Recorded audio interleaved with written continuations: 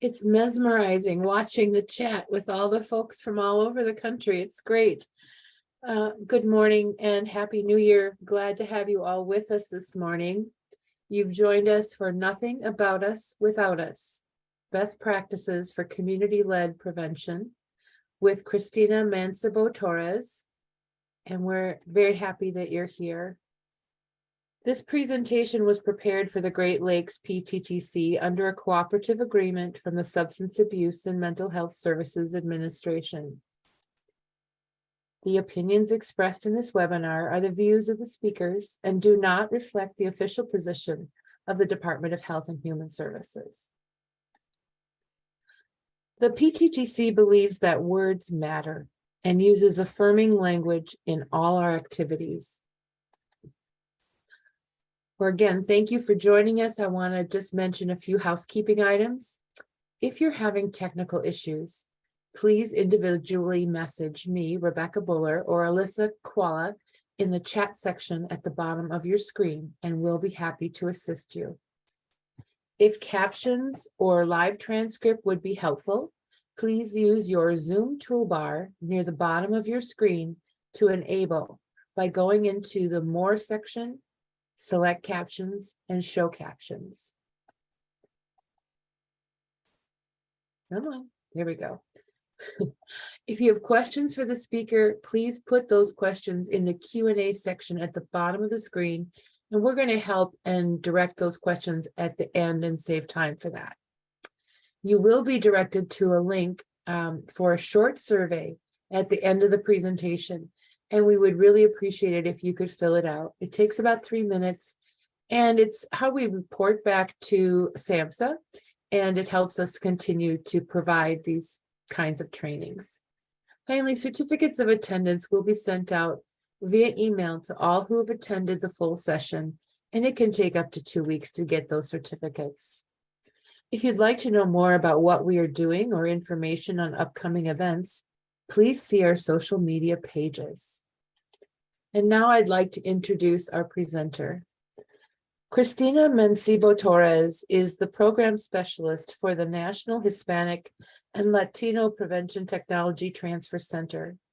Prior to this role, Cristina worked as a prevention coordinator for a local board of health in southeastern Massachusetts, where she worked with Hispanic and Latino community leaders to implement prevention strategies at the community level.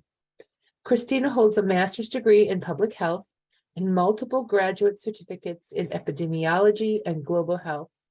She is also a current doctoral student in Liberty University's PhD in Health Sciences program. At this point, I'm going to turn things over to Cristina. And again, thank you for being with us. Thank you. I just want to welcome everybody to our webinar today entitled Nothing About Us Without Us, Best Practices for Community-Led Prevention. Like she said, my name is Cristina Mancebo-Torres, and I am the program specialist for the National Hispanic and Latino Prevention Technology Transfer Center. Next slide, please.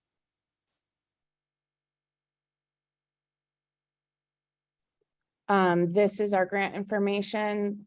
The slides will be sent to everyone following the session, so you can review this information at your own convenience. Next slide. I'd like to take a moment and reflect on the power of words and remind you that together we can use our words to create positive change. Next slide. This is the TTC network map with information about the Addiction Prevention and Mental Health Technology Transfer Centers. Each network is comprised of 10 regional centers and 3 national centers, the network coordinating offices, National American Indian and Alaska Native TTCs, and the National Hispanic and Latino TTCs. Our center has a national focus for Hispanic and Latino communities and the workforce that provides services to these communities. Next slide. Please allow me to introduce you to our parent organization, the National Latino Behavioral Health Association, also known as NALBA. NALBA is a nonprofit organization located in New Mexico with the mission to influence national behavioral health policy, eliminate disparities in funding and access to services, and improve the quality of services and treatment outcomes for Latino populations. Next slide, please. NALBA's objective is to provide national leadership on mental health and substance abuse concerns of the Latino community. Our policy priorities are selected capacity expansion of mental health services for Latinos, Latino behavioral health evidence-based practices, legislation to increase the number of behavioral health professionals, funding for co-occurring disorders of alcohol and substance abuse, opioid crisis in the Latino community, and suicide prevention. Next slide, please. Our team is staffed by Dr. Susie Villalobos, serving as the project director, Priscilla Giammassi as our project coordinator, and I am serving in the role of program specialist. Next slide. So today we will be discussing a Latino-led community engagement framework that I developed based on previous experiences I had in implementing community-based opioid overdose prevention strategies in Massachusetts. We will go over some background, go through the framework, and then apply it to the Great Lakes region where most of you are logged in from. My hope is to have some time at the end of the presentation for Q&A, so feel free to enter your questions in the Q&A function or the chat. Next slide. So who am I? As you know, I am the program specialist at the National Hispanic and Latino PTTC. As was already said, I hold a master's degree in public health, graduate certificates in epidemiology and global health. I'm a current PhD student in health sciences, specializing in trauma-informed care. I am also the co-founder of a nonprofit organization called Centro de Ayuda y Esperanza Latina. So you'll see the acronym CAEL, or you'll hear me say CAEL quite a bit today, and that's what it stands for, which is where this framework was developed. I live in a coastal gateway city in Massachusetts, but before that, I lived in the Dominican Republic where I implemented international health programming. And I have previous experience in community-led Hispanic and Latino focused opioid prevention program development. So that is where a lot of what we'll talk about today comes from. Next slide. So we have two main objectives for today: to identify the principles of community-led prevention that can be applied to a variety of communities and issues, and to identify solutions to common barriers in community-led prevention. Next slide.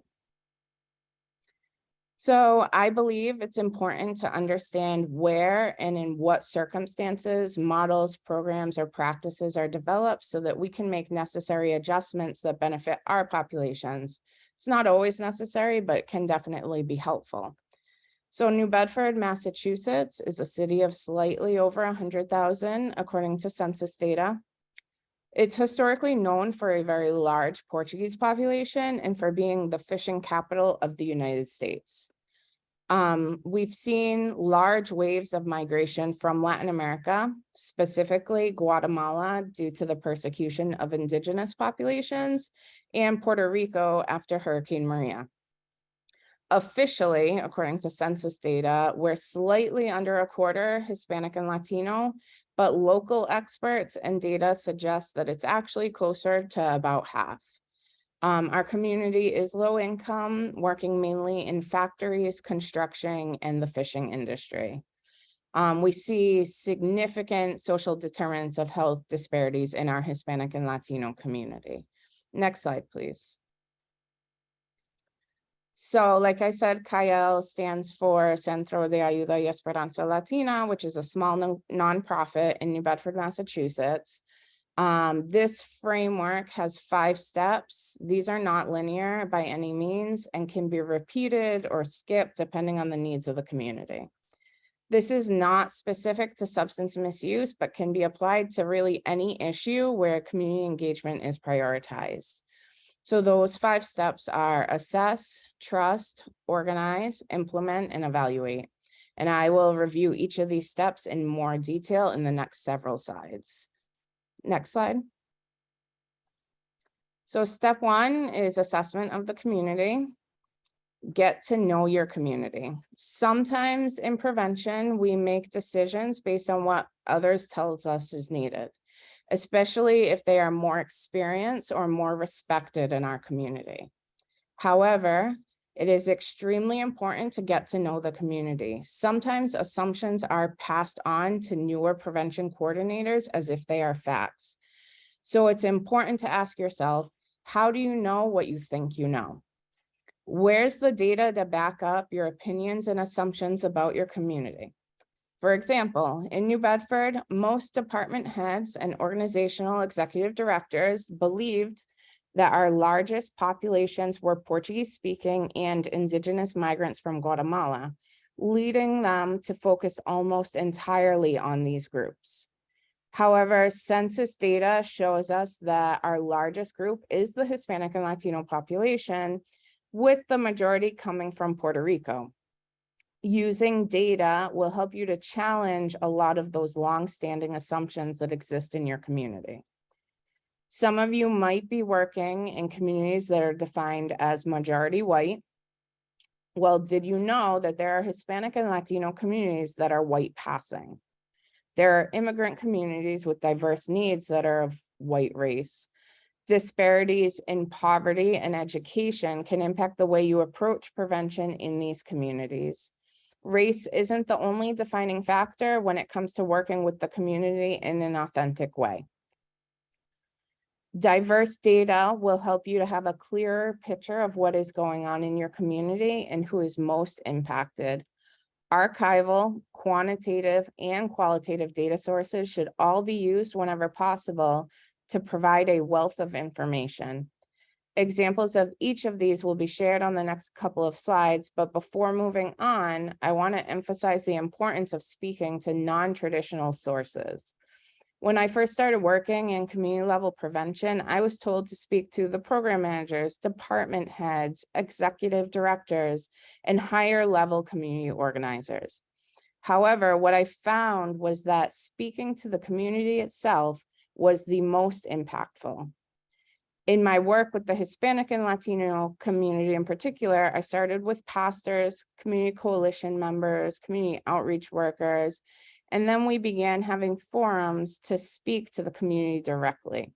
These conversations brought me so much farther in this work than any conversation I had with program managers, department heads, executive directors, or community organizers. Next slide, please. So here are some examples of archival and quantitative data sources that I typically use. In states that use a county health system, you will likely have other data available to you, like the county health rankings data. In Massachusetts, we are on a city and town health system still, so it makes it a lot harder to find this type of data. We have more than 300 health departments in Massachusetts.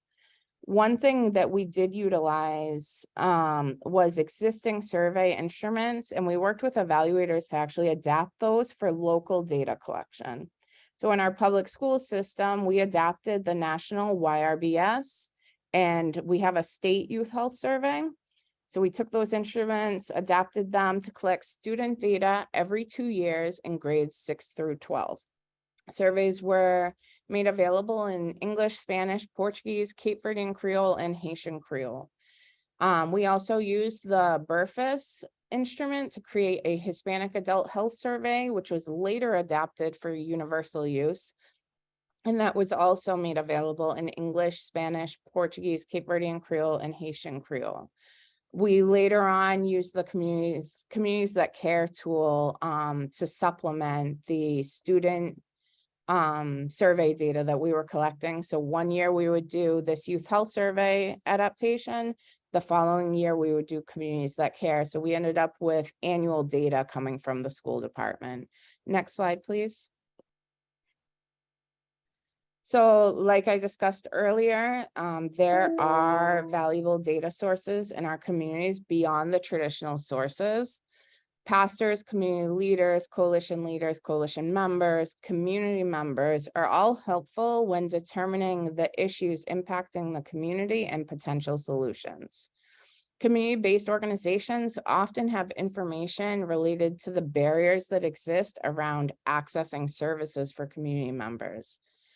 This list is not exhaustive, and the types of community brokers you may engage with will likely depend on the community you are serving. Next slide, please. So local surveys, there are some things that you should keep in mind. The shorter the survey, the more likely people are going to fill it out.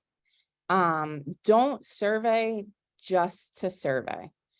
A lot of times coordinators feel pressure from their bosses to survey, or from the state that their funding is through to survey.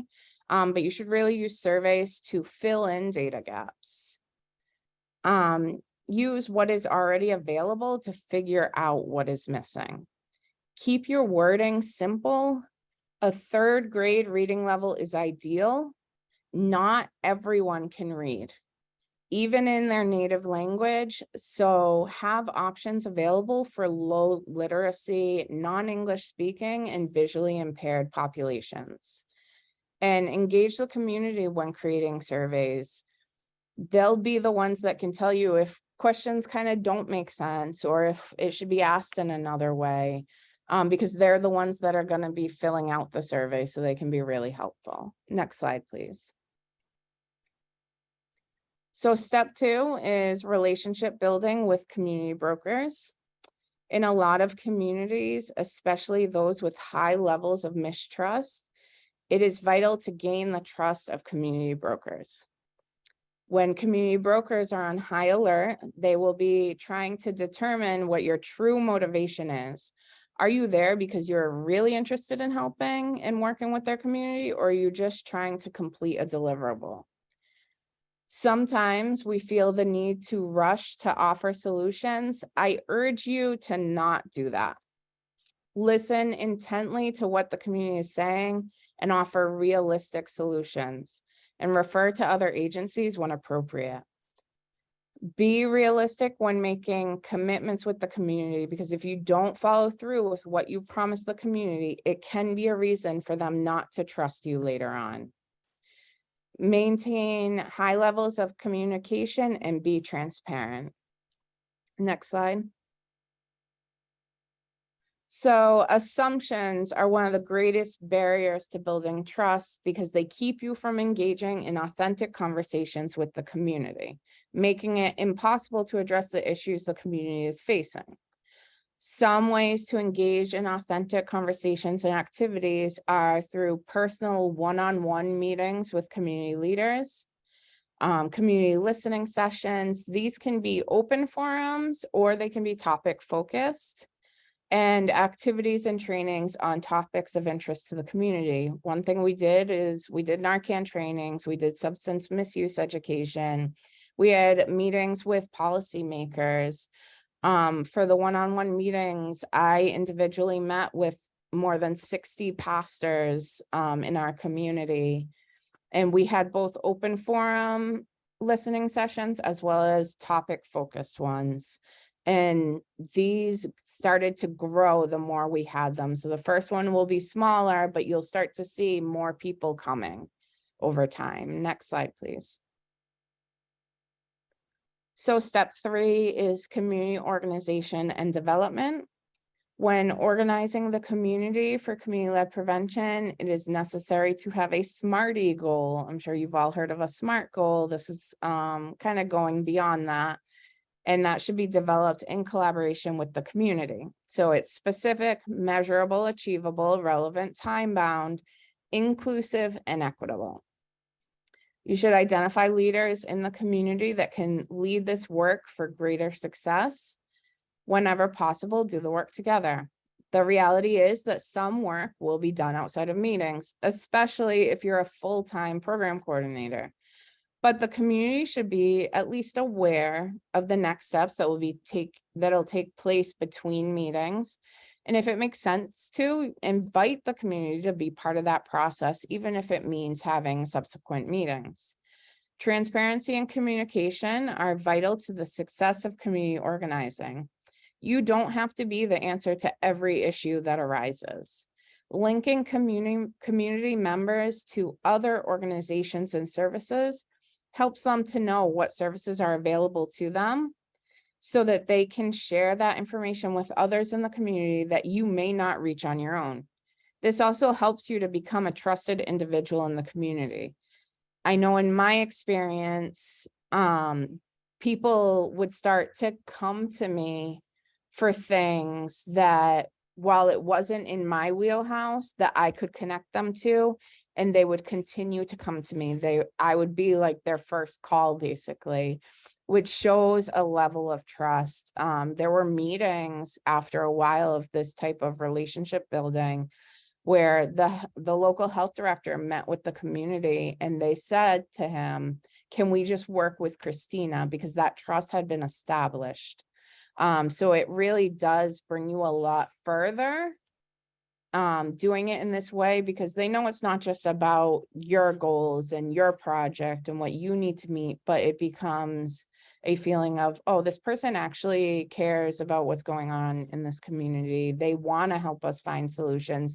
Even if they're not the answer, they still help us find the solution. So it's really important. Next slide, please. So this is the public participation spectrum, which shows 5 different stages of public participation, the goal of each stage, and each stage's promise to the public, and the impact it has on the decision. It essentially shows that the more ownership the community has on a decision, the more likely it is that this decision will be successful.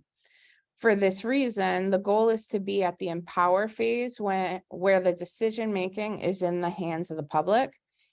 However, keep in mind, this is a process of education and training that takes time. The more readiness the community has to engage in this type of work, the faster the community will reach this phase. Personally, I feel that being at the collaborate phase is a sign of great success in this work of community organizing, because that means you have people authentically and consistently engaged in this work. The empower phase to me is like the sustainability goal in community organizing. Next slide. Step 4 is to implement community-led strategies. As your community goes through data and identifies issues they would like to address, strategies will inevitably be identified. These should be chosen as a group using whatever decision-making process is pre-established, whether it be majority or consensus. Once one or various strategies are chosen, programs should be reviewed for best fit. You may get to a point where you need to review curricula or materials to see if they're culturally appropriate. If it turns out that you do need to make cultural adaptations, work with developers to do so. A lot of the time, they're more than willing to engage in conversations because it further validates their program with different populations. So it benefits them and it benefits the community. Next slide. And step 5 is to evaluate progress and plan for quality improvement. So a lot of people don't like to do program evaluation because they think you're trying to get rid of their program. You're trying to show them that it doesn't work. And so a lot of times when you talk about program evaluation, people have their guard up, they get defensive. It's happened to me doing community-led work. So I suggest always framing it through a lens of quality improvement. So you're not trying to get rid of their program, or you're not trying to prove it does or doesn't work. You're trying to improve it so that it's the best program possible. So non-traditional demographic categories will help you to determine what populations aren't being served and any disparities that exist. So a lot of groups, Hispanic and Latino is one group in particular. A lot of people think that we're all the same, but there are a lot of cultural differences depending on country of origin, depending on whether you were born here or you immigrated here, depending on how old you were when you came to this country, that will impact some of the way that programs work.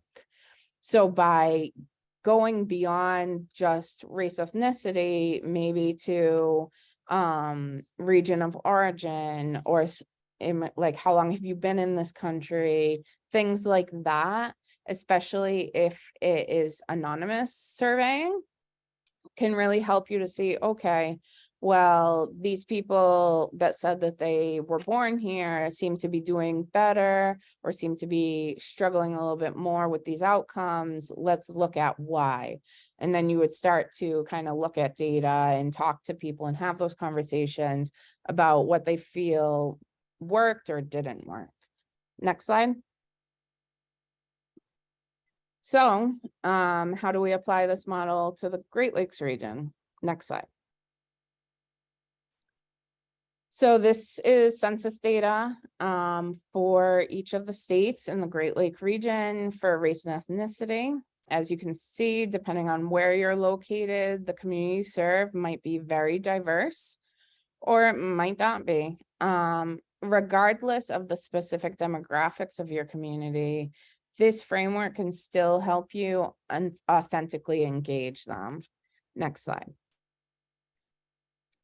So this data was provided to me by the Great Lakes PTTC. And these are some of the needs that were identified in a data collection process and a needs assessment that they did. So based on this information and my own experience, many of these issues will be addressed when community trust is achieved. So I'm actually going to focus quite a bit on community trust.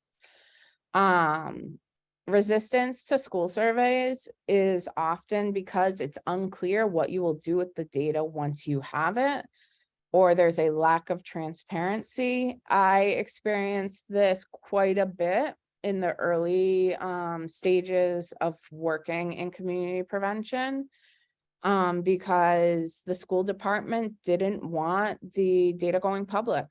They didn't want the city or the school department to be given a bad rap, to be presented in a bad light. And so until we had conversations around, okay, this is what we're agreeing to, this is what we're going to do with the data, they didn't want anything to do with it. And they actually held on to data for years, until we did come to a place where a relationship had been built, where we had memorandums of understanding, where they knew that they would get a report back, but that it was private data, it would not be public. So that could be something that some communities are facing. Parent participation issues can be for a variety of reasons. One also being a lack of trust. I know that as a parent, I have to be concerned with, especially if I am in a household that struggles with substance use, that struggles with mental health. Not everyone understands the impact that has on like children, for example, or how to help in a way that really benefits. And if I don't know you, if I don't trust you, if I don't know how you're going to react to some of the information I share with you, I'm likely going to close off because I don't really know you.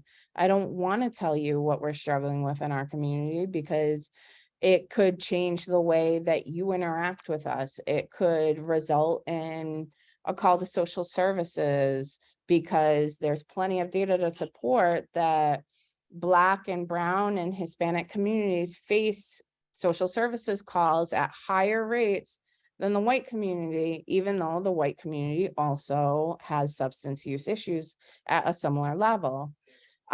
So without that trust being there, it's very unlikely that parents are going to get involved, especially if they don't know what's in it for them, what you want out of them, that you actually care about what they're going through. If you don't provide things like childcare, or transportation, if you're in like an urban area where you have a lot of people that don't have transportation. So things like that can definitely add to this struggle, right? Community buy-in, again, is often due to issues with trust and communication. There unfortunately have been communities where coordinators go in and they tell the community what they're going to do. And so people sometimes don't feel like they have an opinion or have a seat at the table. And so it makes it harder for them to buy into it. And at the end of the day, as we saw earlier with the public participation spectrum, things are more likely to be successful if the decision is made by the community. And collaboration with schools can be due to a gap in understanding around what you're doing and how it supports the students. It can also be due to a lack of agency trust and relationship. It could be that the schools have a lot of pressure on them when it comes to testing, when it comes to discipline, when it comes to certain outcomes that they have to reach. And you're coming in and asking to put one more thing on their plates. So I know for us, when I was working in Massachusetts, we actually had to go to the school department and say, we will do everything. We want to survey your kids. We'll come in and survey them. We want you to do this life skills curriculum evaluation. Well, we'll come in and we'll do the pre-post and we'll analyze and we'll give you the report. Because it was just too much. And luckily we were in a space where the teachers could tell us that, where administration could tell us, look, we want to do this because we see that there's a need, but we just don't have the capacity to take this on. We need your help to do this. And so by having those conversations, it really allowed us to figure out a solution to the problem, where the students are struggling with these issues, but we are not at a place where we can do it, but you guys are at a place where you can do it, but you don't have access to the students. So we were able to come together. So really communication is so important in building trust and in doing this work. Assessment, community organization, implementation, evaluation are all areas where skills can be learned and then put into practice. But building trust is different. It takes time. It's not learned and it requires interpersonal experiences. Without it, it's very difficult for the other pieces of this framework to flow well. So on the next slides, we'll talk about some recommendations about building trust. Next slide. So one of the biggest recommendations I can offer you is to go where the people are. A lot of times, people in positions of power expect the people to come to them. There tends to be, in some places, this was definitely the case where I was working at the health department, where the expectation was, we're the health department. People should want to come to us. We're doing these activities. Why wouldn't they come? But honestly, it doesn't really work like that. You want to hold activities where people are either already going or where they feel comfortable. There was a point where we were doing what we call charlas, which are basically like educational conversations. And we were doing it around substance misuse in the Hispanic and Latino community. And we asked people, where do you feel safe? Where do you feel at home? And based on that information, we were able to tailor what we did in those spaces, which for very specific reasons, everyone pretty much told us churches.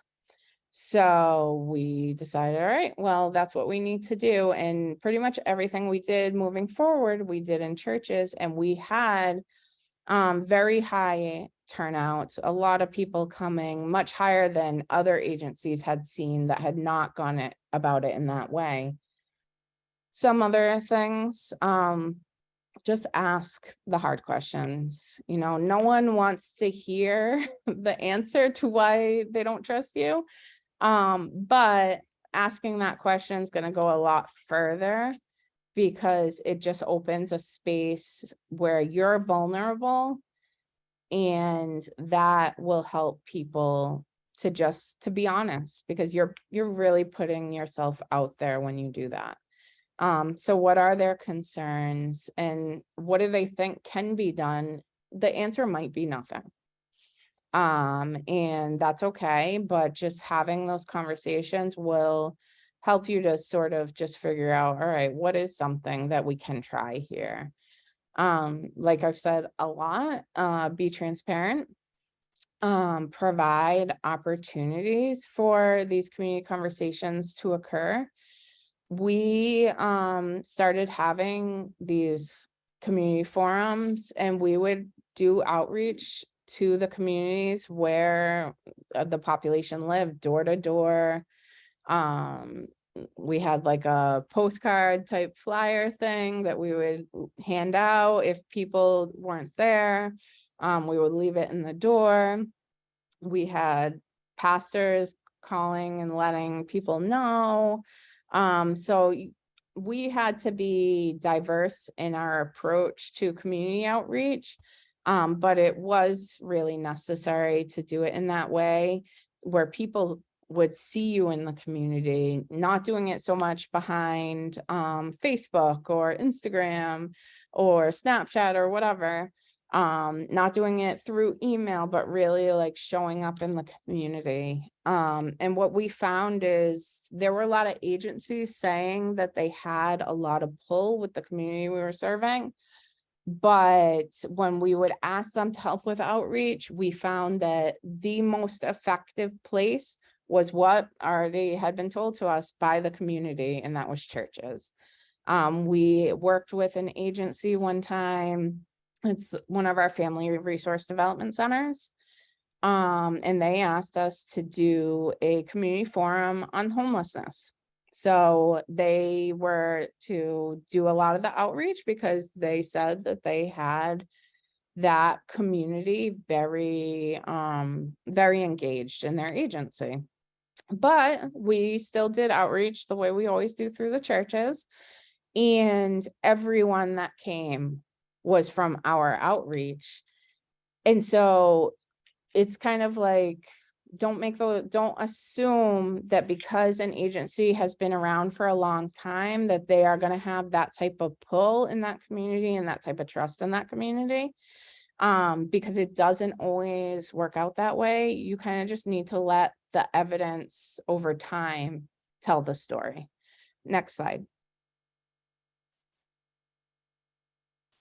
So some other recommendations, foster relationships with community allies. So trusted members of the community or trusted community leaders.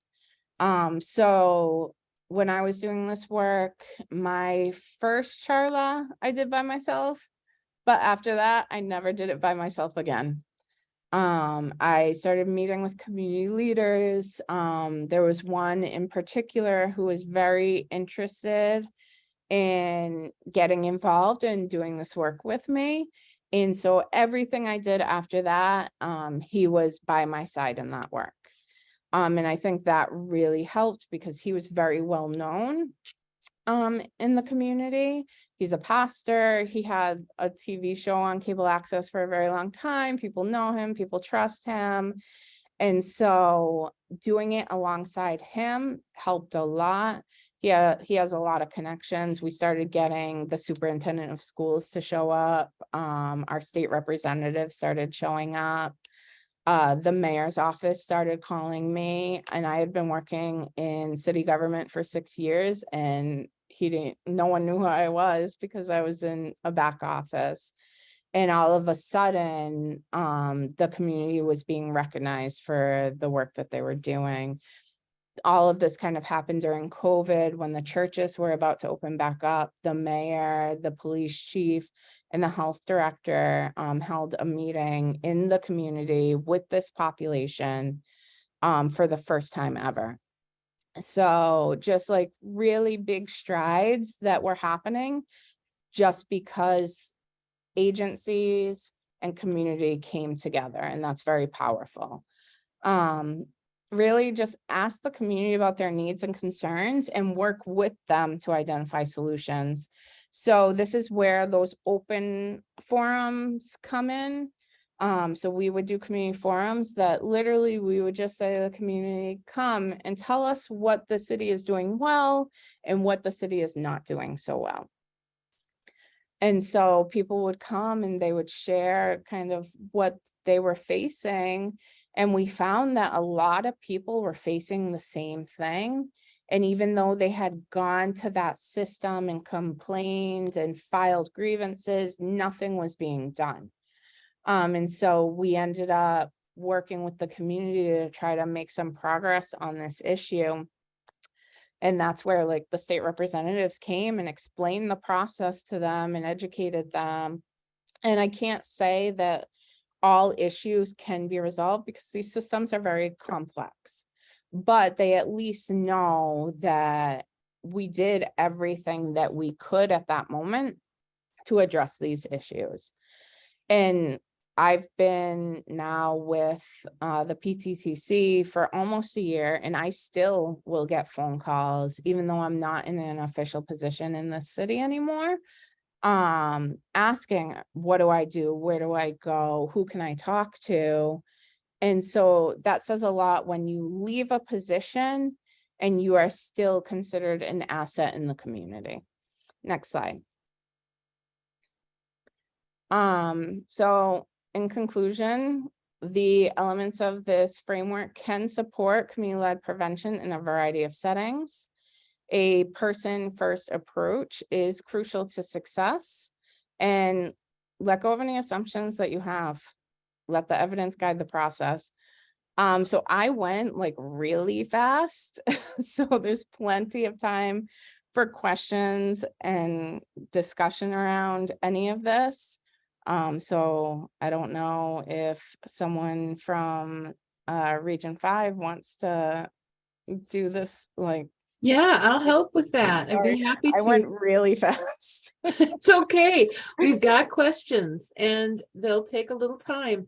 Again, we want to remind folks to put their questions in the Q&A section at the bottom of the screen. And we'll start with one of the first ones. I think it came in actually through the chat, but I made note of it.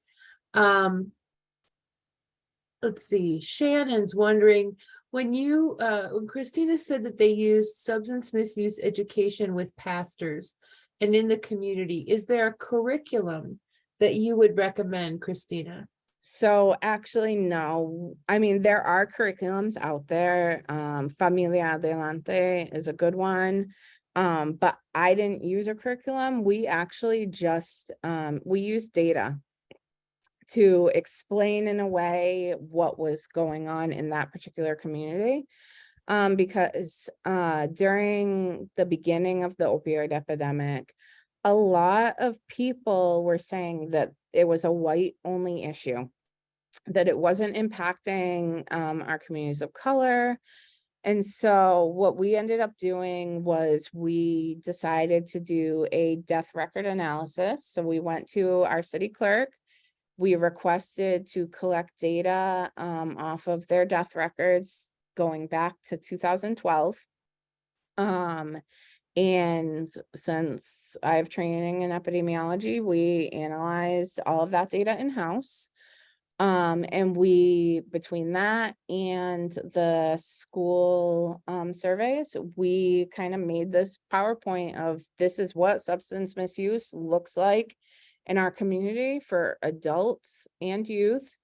These are the risk factors because we had the communities that care survey. So we had risk and protective factor data. And so we presented all of that first, and then we had what I would describe as almost like a focus group, where we asked people like what needs they felt like were missing, what access to services they just could not seem to get. Like I said, like where they felt safe, did they feel safe in their community? Things like that, to get a clearer picture of kind of what was going on, because there were a lot of beliefs among stakeholders that the substance misuse we were seeing in that community was because they couldn't get access to culturally and linguistically appropriate services. So they were coping with substances. And so during that time, I was working on a grant called Overdose Data to Action. And I worked with the state because it was a state pass-through funding opportunity. And we had developed a plan which wasn't so much with programs. It was something very innovative. So it was Hispanic and Latino leadership development for community members. It was an assessment and capacity plan for community-based organizations to make sure that they were implementing the class standards, which technically isn't a requirement of community-based organizations. It's a requirement of healthcare agencies, but the state said that I could go ahead and try to make it work with community-based organizations. So that's what the plan was. And then to also implement Familia Adelante, which is an evidence-based program for substance misuse prevention and HIV prevention. Great, thank you so much. Let's try another question. Do you have suggestions for how to build and maintain trust in a situation of ongoing staff turnover, like in schools and agencies and community coalitions? So my suggestion for that, because that was our experience as well, that's where finding an ally in the community that could continue the work would be really important. The way we did it was a little bit different because I know most places wouldn't do this. The organization I mentioned earlier, Kyle, that was basically our sustainability plan for when the funding ran out. So we actually created a nonprofit to continue this type of community-led work, which obviously is like a crazy giant leap of faith in a lot of ways. But I left that position. As of right now, it has not been filled. So the community is not working on any of those strategies that had been pre-set up for them, because they haven't been able to find anyone to fill that role. So we have a nonprofit that does some of that still to this day on a smaller scale, just because funding is what it is. But sometimes it's thinking outside the box. It's finding someone who in some capacity is already engaged in the community and building their capacity a little bit more in this type of work. So my recommendation would be, don't do it alone, because you're kind of setting yourself up in a way that if you leave, or if somebody leaves in that position that's doing this work, you're almost guaranteeing that it won't continue. But if you do it with the community, if you do it with a community leader that, let's say, has been there for 20 years, chances are it's going to go further than if you just do it by yourself. Great, thank you. We're wondering, what method did you use to host an event for the homeless population? For example, where did you host it? How did you inform them of the event? So that was a community forum. It was held at the same church we were holding all of our other events, just for continuity. And I did face a lot of backlash for holding everything in one place. But I felt at the time, and I still do feel this way, that when you hold everything at the same place, people know where to go. There's no question of where it's going to be or at what time. We would always have it at the same time. The date would obviously change, but people knew it was 7 o'clock at this location. The outreach was split between myself, and I had a consultant for community outreach working with us, and the agency who had requested the event. So we both did outreach. Our outreach was typically in a lot of the housing developments, because that is where like there will be spaces where like the homeless population or people at risk for homelessness will be around there, because they're trying to get into housing. We went a few different routes. We shared with other agencies, but what we found because we did like, a survey type thing when they got there, and we asked them, how did you find out about this event? And all of them named a pastor in particular. And so we found that even though this agency that requested it was providing services for a lot of people, and a lot of the people that were there had requested services through them in the past, it wasn't their outreach that brought them there. It was the word from a pastor that brought them there. So it's one of these things where like we all could be talking to the same people, but the person that they trusted was the reason that they came. Yeah, those relationships are really what create results. Yeah. Speaking of relationships, the question next is, when you say outreach in churches, can you tell us more about that? How did you build those relationships? Oh, yeah. So I originally was approached by a stakeholder who was on my planning committee. She runs like a daycare type thing here in New Bedford. And she told me that if I wanted to work with the Hispanic and Latino community, that I should start with pastors. I didn't have any contacts at the time, so I asked her to put me in contact with someone. She then put me in contact with a female pastor who helped me set up an initial meeting with whoever wanted to come. There were probably 4 or 5 pastors that showed up. One of them was extremely interested in working with me. He had been trying for a number of years to get more engaged in the community and with local agencies, but just didn't have the connections. And so it happened to be somebody who had all the contact information for all the churches. We have more than 60 Hispanic and Latino churches in New Bedford alone. So it's definitely our largest like faith group in this region is coming out of New Bedford. And I went to City Hall, I went to other agencies who claimed to have this information, and they had 5, maybe 10. He had a list of 60. And so we were able to use that information, update it, and I started with sending letters. We had a convening with the mayor that a lot of them came to. When I sent letters, I would physically bring them because some of these churches didn't even have mailboxes. And so I would have to drive around the city, which our city is fairly large, and spend days just dropping off letters. If someone was there, I would stop and talk to them. I would give them a call. We used WhatsApp to send messages. So this all happened right before COVID. Well, during COVID, everyone's scared, everyone has questions. I became the point person for Spanish language COVID. They had me do PSAs. I was like on TV, I was on the radio, on Facebook for the city.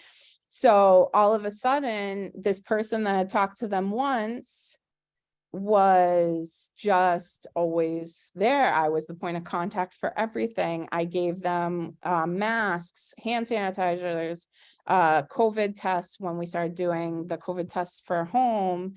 I was the one that informed them of vaccination sites and testing sites. So part of it was like, it sounds bad because it was COVID, but part of it was luck. That it just happened to be that I, at that moment, was like starting this work. I was the one that rang the bell with the disparities in that population to the mayor's office. So the mayor was like, okay, Christina, you're going to be the one to head up all this. Go on the radio, go to public access cable, go do all these things. And so these opportunities started coming up. When you start to be the voice for your community, I believe those types of things will happen for you too. But keep in mind, as you advocate, you're going to get some pushback. I got a lot of pushback from the same people who had asked me to do this in the first place. because I was very vocal about the needs. I had gone from being this very quiet, mousy person to this vocal person. And so sometimes when you have to advocate for the needs of a population, especially if it's an underserved population, you sometimes make enemies in a way. But I truly believe that if you're doing what is right, if you're doing what is fair, what is just, it'll work out in the end, because you will have the community right there with you. And Yeah. sometimes what needs to happen is they need a voice on the inside, because they don't have those connections, or they don't know where to go, and they struggle to advocate for themselves, especially if you're working with a population where English is their second language, or they have immigration concerns where they are less likely to advocate for themselves. Well, now they have you as a partner in that, and you can support them in this way, which is a way that they've never had that support before in a lot of situations. And so these opportunities will come up. And as long as your motivation is correct, I believe you'll be fine. But obviously, these are things to keep in mind that a lot of people don't talk about when you start to do this social change type work. Well, you kind of have to develop a thick skin and know that you are doing good work. Right. Quick question that relates to that. Someone said, when you went around delivering those letters to the churches, were they very simple? Did you kind of hold on to your mantra about keeping it at a third grade level, or keep it Mhm. simple? Yeah, so it was pretty much just like, hello, so-and-so. My name's Christina. I work with the health department. Whatever the purpose of the meeting is, I think I said like, oh, I'm working on a project with your community. I would like to meet with you to discuss this. And so some people got back to me right away because it's on like official letterhead, and so they respect that. Some people it took a while, and I would follow up with a phone call or like a second letter. Sometimes there were some people that I already had like a contact that knew them, so I would say, hey, can you give this person a call for me and help me set this up? So there's different ways to go about it, but the letter will probably get you like a good like 40% to respond, which is a good starting point. Yeah. So We've got lots of questions. Let's see, I got to keep going. What avenues do you use to advertise community forums? Do you have any insights on in-person versus virtual forums? So, when it comes to in-person versus virtual, I always do in-person. We did not really have any success with virtual whatsoever. In this population, I think it really depends who you're working with. But for our Hispanic and Latino population, virtual just, it didn't click as much as it did with other groups. And then in terms of outreach, 99% of what we did was in-person, door-to-door outreach. We still like put things on Facebook and sent things through WhatsApp. But 99% of what we did was going in person, door to door, having conversations, going to churches, announcing it there, things like that, that it was very interpersonal. Which that's where knowing your community and asking your community what works best. That was one of the questions we did ask when we started the charlas, was what's the best way to reach you if we want to share information about activities we're doing? And they almost all of them said in-person conversations. That's really important. I think then again, it's the relationships, right? And especially knowing your community. Let's see. In step 3, organize. Something moved. Do you assign tasks for community between meetings, or provide training to community leaders or members under that organize step? Yeah, so it really depends on the group. So what I typically do is anytime we're doing like coalition building or anything like that, I'm very goal oriented. So there will be like a list of goals that we want to achieve, let's say in the next year. And then we would actually create like an action plan. So for the leadership development work we were doing, I knew because we had discussed it with the community, like these are the spaces where we need capacity. And so we actually made an action plan that reflected that with dates, with trainers, things like that. So we knew, okay, from now until 6 months from now, we are going to do 7 trainings. We have these meetings that are for planning, but between those, we might have workshops, or if there's a task that needs to be done, then yes, you would absolutely say, okay, so-and-so, can you help me with this between now and next meeting? And you would have those conversations and figure that out in those meetings so that everyone knows, all right, these are our next steps. This is who's responsible for what. Okay.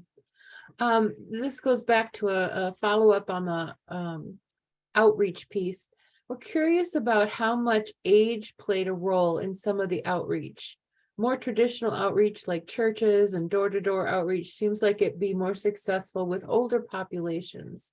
Do you think that's true? Any considerations on outreach to younger folks?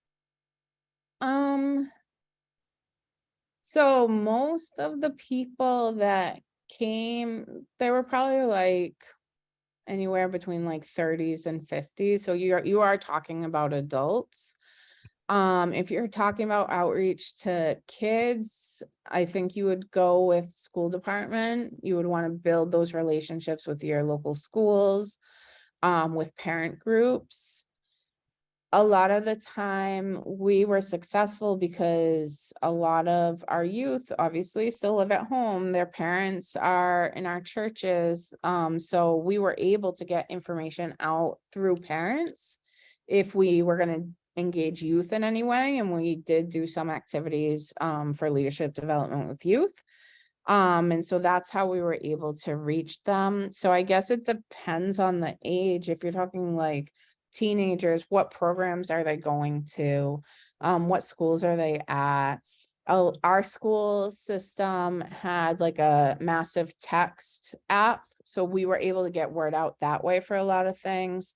If you know what you're planning at the beginning of the year or before the school year starts, a lot of schools send home a packet with all the registration paperwork and calendars and all that.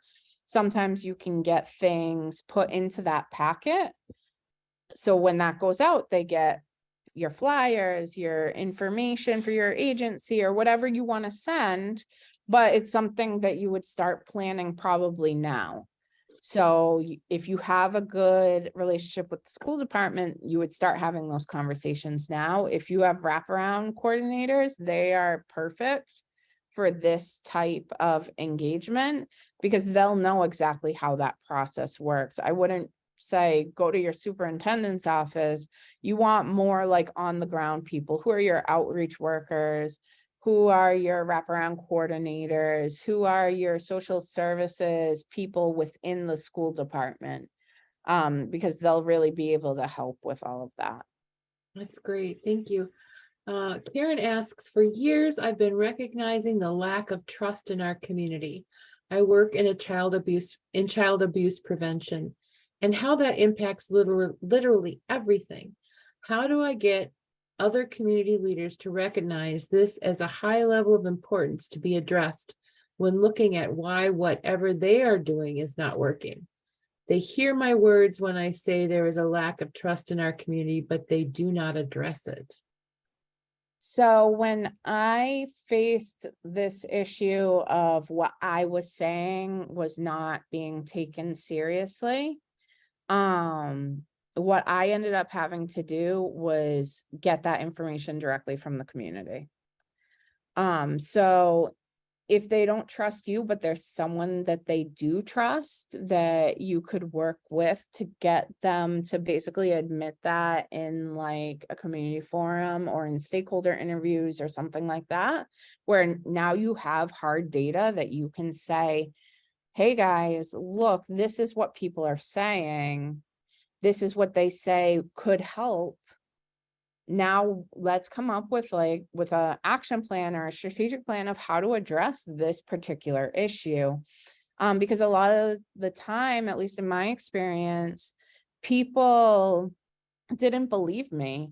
Even though I identify as Latina, people didn't view me in that way because obviously I'm white.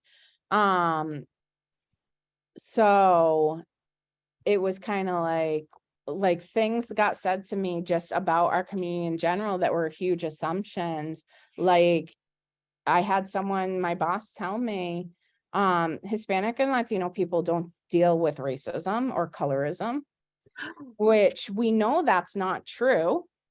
We know that it is a huge thing in our community, just like it is in the African-American community and the Cape Verdean community and a lot of communities. But this person, after my first charla, told me they don't face that. And so it wasn't until I was like, but this is what they're saying. I had it on paper. I could put it in a report and be like, here you go. This is what they're saying, that it was taken seriously. So me saying it as an employee, as a professional, as someone with work experience in this field wasn't enough. And I expect that that's not an isolated case in Southeastern Massachusetts. It's likely something that impacts a lot of you. So I would say whenever possible, and that's why I refer back to data so much, because it's easy to discredit what you say.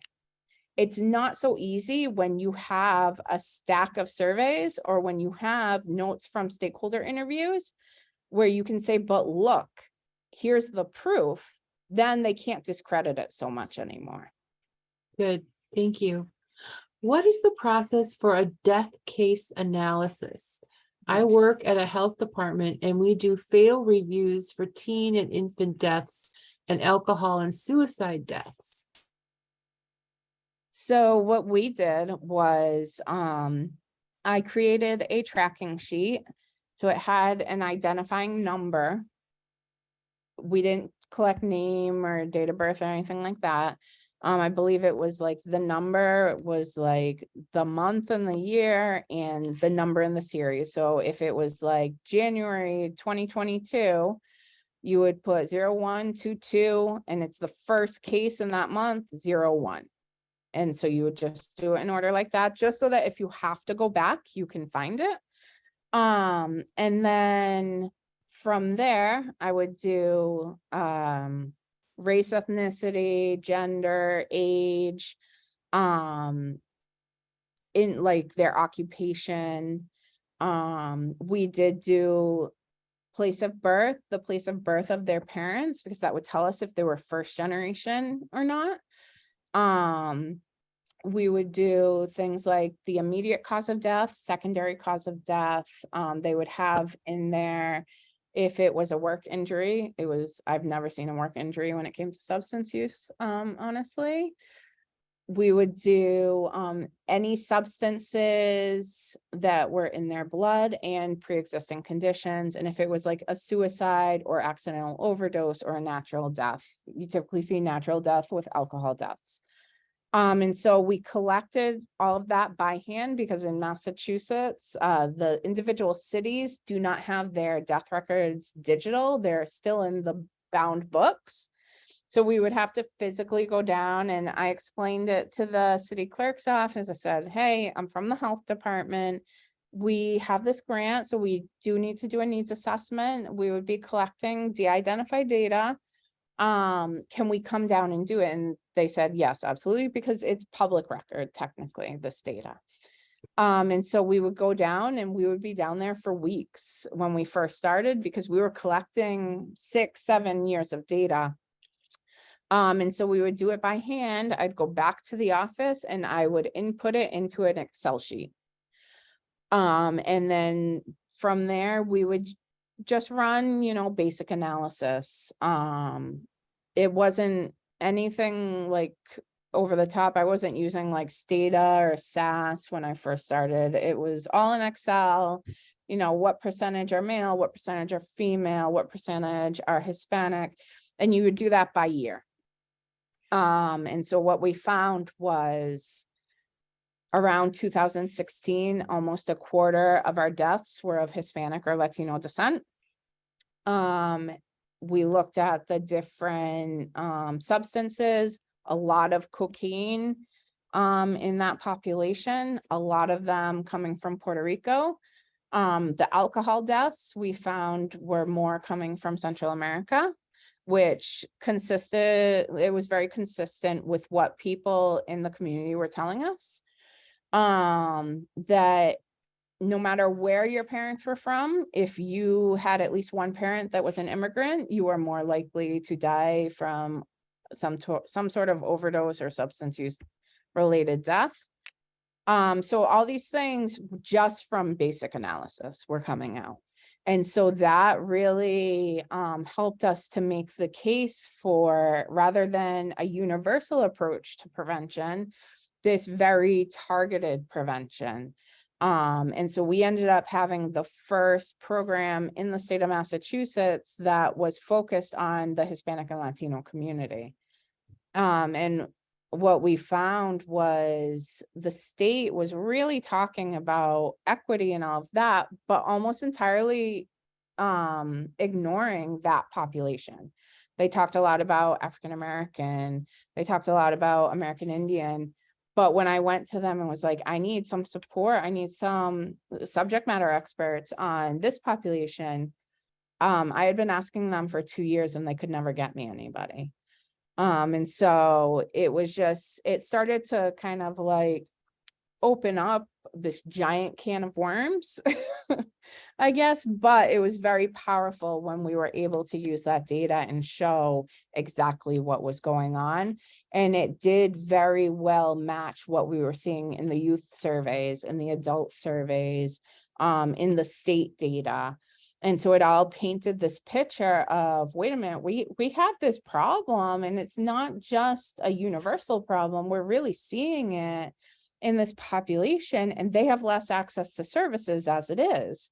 And we looked at like the treatment data through the state, and we were like, wait a minute, New Bedford is a third of all Hispanic treatment admissions. What's going on here? And so we were able to show this story. It was a lot of storytelling that we were doing over time. And as a result, people really started to be like, wait a minute, there is something going on. And it changed the narrative from this isn't an issue that impacts us to wait a minute, yes, it does. Wow. That just reiterates the nothing about us without us, right? You've got to have the data and the people involved who understand what's really happening. Mm-hmm. Next question is pertaining to community forums. Were the topics wide open or just pertaining to substance use, mental health? Was it an open meeting, or could you have, what would that create just too many topics, diverse topics being discussed? So we did probably 3 that first year that we did it. The first 2 were they were open. We wanted the community to feel heard, because we felt like that was something that just wasn't happening. This community in particular just wasn't feeling like their voice mattered, and we wanted to get them used to sharing their voice and advocating for themselves. And so we just had it wide open. And almost everyone that came discussed the same 1 or 2 topics. So it was this almost like, it felt like a phenomenon, to be honest, because it was literally people were coming from all over, and the things they talked about were exactly the same, which made me understand that we have some real big issues that, even though we know there are so many other issues, these ones take priority for them.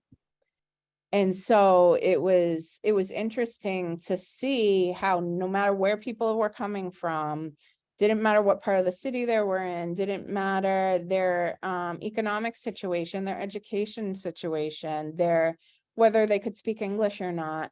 They were all facing these same struggles in our city. And so the first two we did like that, and then the third one was it was more specific to an issue of homelessness, because here in New Bedford we don't have rent control, and there's what we believe is gentrification happening due to the train from Boston being extended here. So people are being almost like forced out. Like rents went from like a nice like apartment in a good area, probably like 5 years ago, was $800. Now it's almost $2,000. Wow. So people were just like, wait a minute, like what is going on? There was just a lot around housing.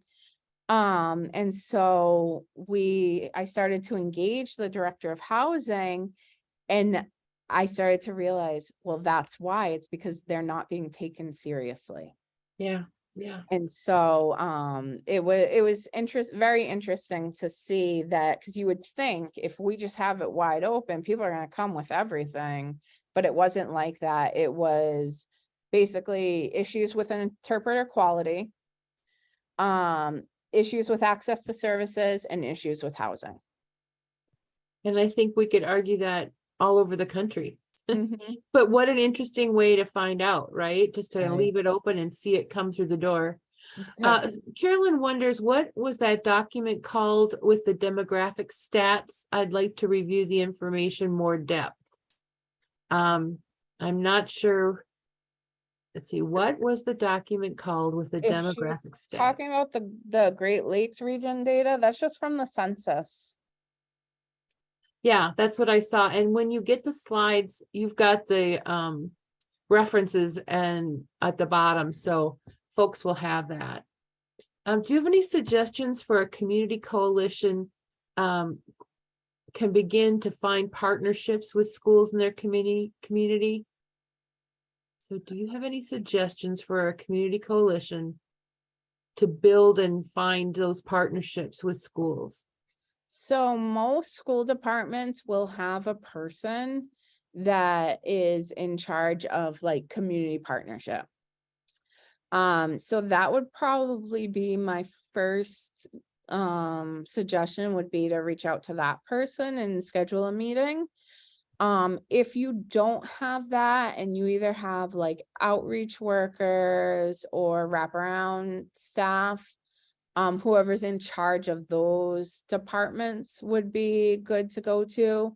If you're in a community that just, it doesn't have any of that, but they have like social services type staff, or the SRO through the police department, either of those, because they're more set up for those community partnership type relationships. All right, so let's see, let's just take one more and then we're gonna need to wrap things up. And then we'll ask Christina, would you be willing to maybe write some answers and I can send them out in the follow-up email? Yeah. Okay, great. I'm gonna make sure we have those. Let's see. Sorry, I'm trying to find one that's not just so specific. Did you work with your local nonprofit hospital to link your survey with any other community health needs assessment tools? So I tend to be a little bit crazy. So at one point we were working with the hospital because I was trying to get overdose as a reportable event. So like HIV, tuberculosis, things like that, those are reportable events. Hospitals have to report them to health departments. And so we were trying to get the same thing done with overdose, because we were like, we're getting this data a year later. We can't respond in the way we would be able to if there was a way to have like a data sharing agreement between the health department and the hospital. So we were doing a lot of that work. They were very much not interested at the time to work with the health department. Our health department had a lot of mistrust due to previous leadership. And so we found that they weren't really willing to do kind of any data collection at that time. I believe since COVID, because they did have to work so closely with public health, that has changed. So I believe now they do that. Great. Thank you so much. Christine, I'm going to let you have a few final words and then we'll turn things over to Chris Gabrielson. No, I just thank you all so much for having me. I know that this work can be incredibly challenging, especially at the local level. So if there is any way I can support, just feel free to send me an email and I will support the best that I can. Thank you so much, Christina. What valuable information. I just really appreciate your taking the time to talk with us today and share all of your experiences that we can learn from. I thank you so much. So I wanted to share a few more slides of some upcoming information that I hope you all will find valuable. Get through the last couple here. There we go. So upcoming events that I hope you all will be interested in participating in. One is on January 19th, we are going to have a webinar on supporting grand families as caregivers in the opioid crisis. On the 26th of January, we have Communicating Cannabis Science to Communities and Collaborators, Opportunities for Prevention Professionals. This is with Dr. Jason Kilmer from the University of Washington, who's a fantastic speaker, and great information coming out of there. Next, we have the second session of our deep dive into prevention ethics. We're going to focus on the principle of competency on February 2nd. And we have a Foundations in Prevention intensive training course starting on February 6th. So you can submit applications, an application to participate in that. And then just a few teasers here of registrations going to be opening on some other trainings coming up. One is going to be on prevention with under-resourced populations. Another one on the life cycle of a preventionist career. One training on social media and a training on podcasting. So be sure to watch our weekly emails and our Facebook page, LinkedIn pages for when the registration opens up for those. Speaking of our Facebook page, I hope that you have liked and followed our page if you are a Facebook person, so that our announcements do show up in your news feed. And we do have a LinkedIn page now, so we'd love for you to follow us there. And as was already mentioned, we have the post-training feedback that once you close out of here or we close the webinar, you will be directed to the GIPRA website, where please, please, please complete that, because that's the information we need to share to our funding agency, SAMHSA, so that we can continue to offer these free trainings to you. So if you can take a few minutes to do that, we would greatly appreciate it. And with that, one last thank you to Christina for all the work she put into the training today, as well as to you all for participating and the great questions that you shared with us today to stimulate this information. So thank you very much. Have a great rest of your day. Bye-bye.